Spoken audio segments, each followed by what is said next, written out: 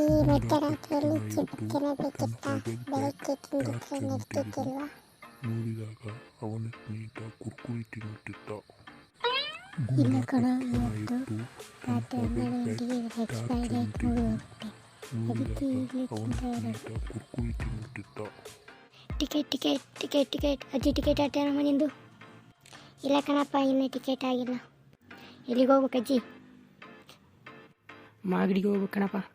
100 ರೂಪಾಯಿ ಚೇಂಜ್ ಇದೆಯಾ? ಚೇಂಜ್ ಇದ್ರೆ ಹತ್ತಿ, ಇಲ್ಲಾಂದರೆ ಹೇಳ್ಕೊಳ್ಳಿ ಇಲ್ಲಿ. ಕಂಡಕ್ಟ್ರಾಗಿ ನಿನ್ನ ಹತ್ರ ಚೇಂಜ್ ಇಲ್ವಾ? ನಾವೇ ಚೇಂಜ್ ತಂದು ಕೊಡ್ಬೇಕಾ ನಿಮಗೆ? ಹೌದು ಕಣಜ್ಜಿ, ಚೇಂಜ್ ಇದ್ರೆ ಹತ್ತಿ, ಇಲ್ಲಾಂದರೆ ಇಲ್ಲಿ ಹೇಳ್ಕೊಂಬಿಡಿ.